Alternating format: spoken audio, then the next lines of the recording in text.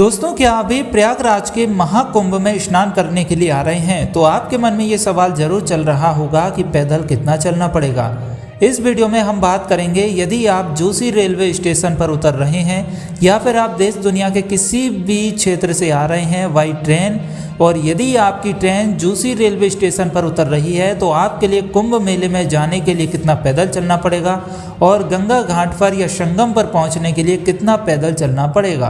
तो इसी टॉपिक पर बात करेंगे। और इसके पहले की अन्य वीडियोस में हमने हर एक रेलवे स्टेशन को कवर किया है। आप किसी भी रेलवे स्टेशन पर प्रयागराज के अंदर उतरते हैं तो वहां से कितना पैदल चलना पड़ेगा। यदि आपने वह वीडियो नहीं देखी है तो चैनल पर जाकर देख सकते हैं। इस वीडियो में बात करेंगे जोशी रेलवे स्टेशन की। तो दोस्तों, जब आप जोशी रेलवे स्टेशन पर उतरेंगे तो वहाँ से मेला की जो दूरी है लगभग 1.5 किलोमीटर के आसपास की है, जो कि अखाड़ा मार्ग मतलब सेक्टर नंबर 20 से लगा हुआ है। अब यदि आप डायरेक्ट रेलवे स्टेशन जोशी पर उतर रहे हैं और वहाँ से डायरेक्ट मेला में आना चाहते हैं तो अखाड़ा 20 सेक्टर में आप पहुँचेंगे, जो कि देखा जाए तो उचित नहीं है, क्योंकि वह साधु संतों का अखाड़ा है, वहाँ पर साधु संतों के लिए है। अब डायरेक्ट आप साधु संतों के दर्शन करें तो ये भी अच्छा नहीं है। सबसे पहले आपके गंगा स्नान होना चाहिए, इसके बाद में मेले को थोड़ा बहुत घूमेंगे, फिर आप साधु संतों के वहाँ पर पहुँचेंगे तो ये ठीक रहेगा। बात ये देखा जाए तो कायदे से सही है। तो मेला प्रशासन ने क्या किया है, कुछ ऐसी व्यवस्था की है कि जैसे ही आप जोशी रेलवे स्टेशन पर उतरेंगे तो आपके लिए किसी भी ऑटो में बैठ जाना है या ई रिक्शा में बैठ जाना है, जो कि आपके लिए ओल्ड जीटी मार्ग के माध्यम से होते हुए सेक्टर नंबर 16 में छोड़ देगा। मतलब सेक्टर नंबर 16 के पास में लाके छोड़ देगा। वहाँ से थोड़ा बहुत आप पैदल चलिए और सेक्टर नंबर 16 में पहुँच जाइए। फिर सेक्टर नंबर 16 में आप 3 किलोमीटर की दूरी पैदल तय कीजिए। तो वहाँ से जब 3 किलोमीटर दूरी आप आगे बढ़ेंगे, तय करेंगे, तो रास्ते के दोनों साइड आपके लिए कुछ दुकानें मिलेंगी, पंडाल मिलेंगे, तीर्थ स्थल देखने को मिलेंगे, डिजिटल कुंभ देखने को मिलेगा, और फिर आप पहुँच जाएंगे गंगा घाट पर। तो फिर गंगा घाट पर स्नान करिए, और स्नान करने के बाद में यदि आपको वापस लौटना है तो 3 किलोमीटर और चलिए, और फिर इसके बाद में थोड़ा और चल के आगे आपके लिए कोई भी ई रिक्शा मिल जाएगा, जो कि आपके लिए जोशी रेलवे स्टेशन पर छोड़ देगा यदि वहाँ से आपकी ट्रेन है तो। अदरवाइज अन्य किसी भी रेलवे स्टेशन पर आपकी ट्रेन है तो वहाँ पर भी आपके लिए छोड़ देगा रिक्शा वाला। तो दोस्तों, अब आप ये सोच रहे होंगे कि भाई जब मात्र 1.5 किलोमीटर दूर पर सेक्टर नंबर 20 है और मेला का मार्ग है तो हम डायरेक्ट क्यों नहीं जा सकते। आप जा सकते हैं, देखिए, लेकिन आप डायरेक्ट जाएंगे सेक्टर नंबर 20 में और फिर स्नान करके तुरंत भाग लेंगे तो वहाँ पर मेला प्रशासन ने 7,000 करोड़ रुपए इन्वेस्टमेंट किया है। इसके अलावा अन्य साधु संत महात्माओं ने भी कई लाखों रुपए, करोड़ों रुपए इन्वेस्टमेंट किया है, और फिर अन्य दुकान वालों ने बहुत कुछ खर्च किया है। और वहाँ पर जैसे हम देश दुनिया के तीर्थ स्थलों पर जाते हैं अलग अलग, तो पूरा विश्व यहाँ पर भारत हमारा सिमट कर रख दिया है उन्होंने। जब यदि आप आएँ और डायरेक्ट चले जाएं तो ये तो फिर आनंद नहीं आया ना।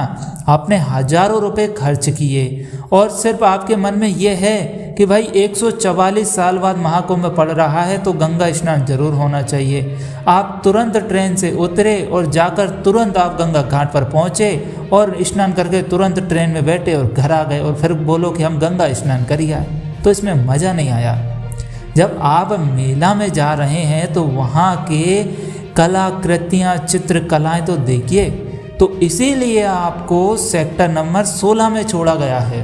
तो जब आप सेक्टर 16 में जाएंगे तो 17, 18, 19, 20 भी घूमेंगे, और वहाँ पर मेला में क्या क्या है भव्य देखने के लिए उसके भी दर्शन कर पाएंगे। जब आप दर्शन कर पाएंगे तो आपके लिए वाकई में लगेगा कि मैं देवलोक में आ गया हूँ।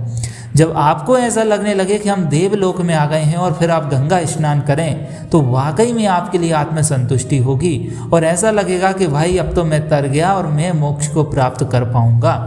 तो इसीलिए मेला प्रशासन ने हर एक व्यक्ति की सुरक्षा की दृष्टि से वहाँ पर व्यवस्थाएं की है।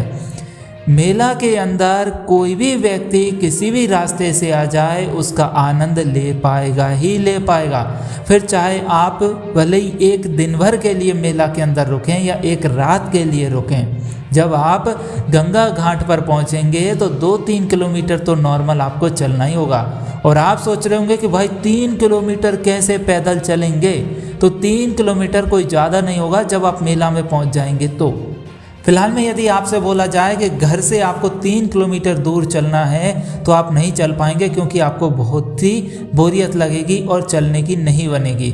लेकिन मेला के अंदर 3 की बजाय यदि आपको 6 किलोमीटर भी चला दिया जाएगा तो आपको पता ही नहीं चलेगा, क्योंकि आप मेला का आनंद लेते हुए जाएंगे तो आपको पता ही नहीं चलेगा ये 3 किलोमीटर का सफ़र कब तय हो गया।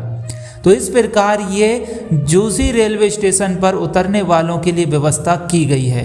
तो दोस्तों अभी हमारे लगभग सभी रेलवे स्टेशन कवर हो गए हैं। अब नेक्स्ट अगला बचता है फाफामाऊ रेलवे स्टेशन, जो कि हम कवर करेंगे अगले वीडियो में। अब यदि आप प्रयागराज के किसी भी अन्य रेलवे स्टेशन पर उतर रहे हैं तो वहाँ से मेला की कितनी दूरी है, कितना पैदल चलना पड़ेगा, कहाँ रुकेंगे, ये सब बताया है हमने। और यदि आप सेक्टर 16 में पहुंच रहे हैं तो हर एक सेक्टर के गेट के पास में ही आपको जन आश्रालय देखने को मिल जाएंगे। और यदि आपको नहीं मिल पा रहा है तो किसी से भी पूछताछ स्टेशन वहां पर बनाए हैं सब स्टेशन, तो वहां पर आप पूछ लीजिए कि भैया जन आश्रालय कहाँ है, जो कि मेला प्रशासन के माध्यम से तैयार किए गए हैं, जिसमें हजारों बेड लगे हुए हैं। सिर्फ आपके लिए शाही स्नान के अलावा 100 रुपये देना है, टिकट कटवाना है, आधार कार्ड दिखाना है, 24 घंटे के लिए आप उसमें आश्रय ले सकते हैं। और शाही स्नान पर आपके लिए 200 रुपये चार्ज देना होगा। इसके अलावा साधु संत महात्माओं से भी आप बातचीत करके उनके पांडालों में भी रुक सकते हैं। और फिर भी आपको लग रहा है कि भाई कहीं जगह ही नहीं मिल रही, तो गंगा मैया के आप श्री चरणों में पहुंच रहे हैं तो गंगा घाट के पास में ही कहीं पर भी आप एक अपना चादर ले जाइए, कोई भी आप ओढ़ने की कुछ व्यवस्था, कंबल लेके जाइए, एक बिछाने का और एक ओढ़ने का, बस वहाँ पर बिछाइए बिछाइए और ओढ़ कर सो जाइए। वहाँ पर आप देखेंगे सैकड़ों लोग आपके लिए देखने को मिलेंगे जो कि खुले में ही सो रहे हैं। हमारे यहाँ पे लोकल में फ़िलहाल में अभी जैसे मध्य प्रदेश में, राजस्थान में सर्दी पड़ रही है, लेकिन उधर प्रयागराज में सर्दी नहीं है। रात के टाइम पे भी थोड़ी बहुत सर्दी लगती है, तो पब्लिक भी ज़्यादा है जिस वजह से गर्मी वहाँ पर है तो दिक्कत नहीं आती है।